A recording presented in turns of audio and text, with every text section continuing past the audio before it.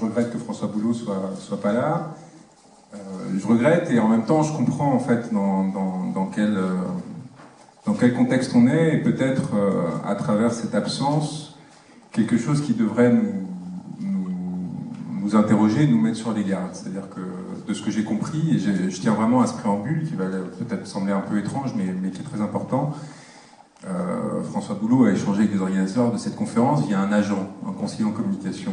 Ce qui me semble déjà étrange, c'est-à-dire qu'un gilet jaune ou un porte-parole des gilets jaunes échange avec d'autres gilets jaunes à travers un conseiller en communication. Ce conseiller en communication, il y a 3 personnes qui en ont parlé, les organisateurs de cette conférence, Priscilla Ludowski, par ailleurs, et Le Monde, dans un portrait qui a été fait de François il y a 2 jours, avec les mêmes éléments de langage qui étaient préparés.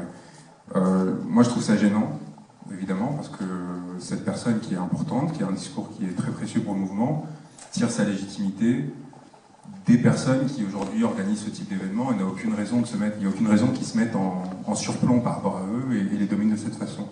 Et par ailleurs qu'il annule sa présence la veille d'un événement comme celui-ci, parce que les conditions qu'il avait posées pour y participer ne seraient pas respectées, parce qu'il n'a pas pu intervenir au bon moment, il n'aura pas pu intervenir au bon moment, etc., me semble vraiment problématique. Intéressant pour la discussion qu'on va avoir, parce que dans ce pays, on souffre de quelque chose de très inquiétant, qui est une sorte de névrose collective, qui est la névrose présidentielle, en fait.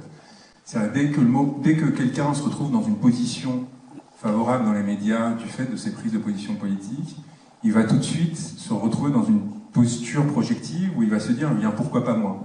Pourquoi est-ce que moi, individuellement, je ne ferais pas mieux que celui qui est au pouvoir ou que ceux qui sont au pouvoir, et pourquoi finalement je ne prendrais pas leur place ? Et cette névrose, en fait, elle a pris beaucoup de personnes. La dernière à laquelle je pense, et on va sortir du personnel, hein, mais enfin, ça semble être une catégorisation personnelle, mais en fait pas du tout. C'est François Ruffin, qui est quelqu'un que j'estime beaucoup pour ses combats, et qui, dans son dernier ouvrage, construit toute une sorte de confrontation et de mise en parallèle de son parcours et de celui d'Emmanuel Macron.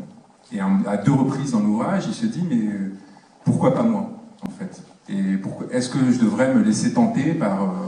lui-même ne l'appelle pas comme névrose présidentielle, mais par cette sorte de folie qui est celle de devenir président de la République.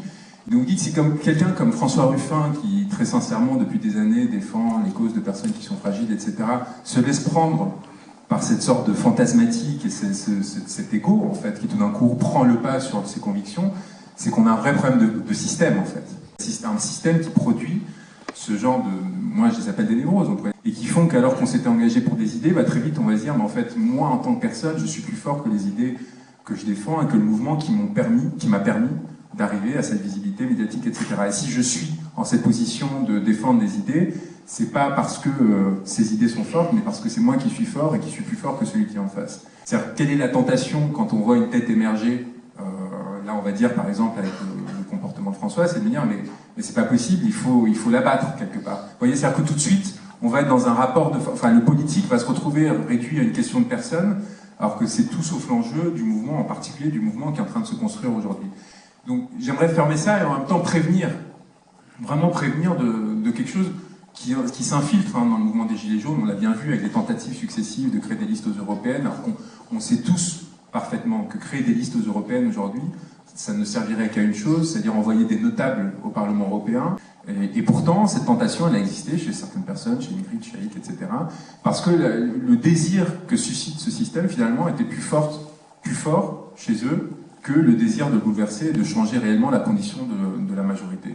Et donc, dès le moment que vous voyez des personnes qui commencent à être prises dans cet engrenage, qui commencent à se dire « non, mais finalement, ce serait pas mal de participer d'une façon ou d'une autre, parce que quand même, ça nous permettrait de je sais pas quoi », pensez systématiquement au fait qu'il y a quelque chose de l'ordre de l'intérêt personnel qui va jouer derrière. Il y a ce que si demain François veut devenir président de la République, ce qu'il va faire une fois qu'il a eu la visibilité médiatique, il va créer son assise, qui va dire maintenant on va faire une charte pour réunir l'ensemble des Gilets jaunes, et puis après l'étape d'après, c'est quoi? C'est lever des fonds.